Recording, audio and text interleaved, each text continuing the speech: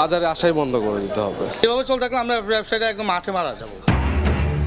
চালের বাজারে চালবাজি সপ্তাহ ব্যবধানে কেজিতে বেড়েছে আরো 2 থেকে 4 টাকা। ক্রেতার ক্ষোভ, সিন্ডিকেটের দৌরাত্ম্যকে দায়ী করছেন খুচরা ব্যবসায়ীরা।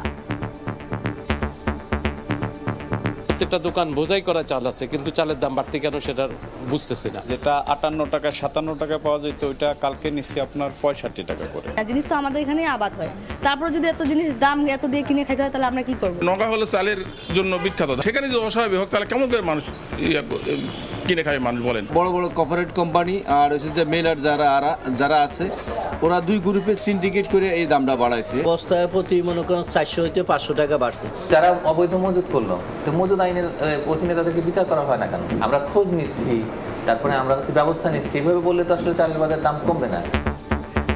শতাধিক পণ্য সেবায় বাড়ল শুল্ক কর, জীবনযাত্রার ব্যয়ে আরেক দফা বাড়ার শঙ্কা। শুল্ক বাড়াইছে 10 টাকা, এই উসিলে বাড়া দিয়েছে মনে করেন 200 টাকা। শুল্ক বাড়ার কারণে যেটুকু আমরা আশা ছিলাম যে একটু দাম কমবে, সেটা আর কমবে না। দেখছিলেন প্রধান শিরোনাম, দুপুরের সময় সঙ্গে আছি আমি কনক আজাদ। এবার অন্যান্য শীর্ষ সংবাদ। দুর্নীতি অনিয়মের অভিযোগে চাপ বাড়ছে টিউলিপ সিদ্দিকীর ওপর, হারাতে পারেন ব্রিটিশ মন্ত্রীর পদ।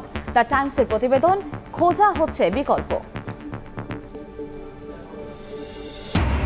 লন্ডন ক্লিনিকে বেগম খালেদা জিয়ার স্বাস্থ্য পরীক্ষার রিপোর্ট পর্যালোচনা করে 2 দিনের মধ্যে ঠিক হবে চিকিৎসার ধরন, জানালেন ব্যক্তিগত চিকিৎসক।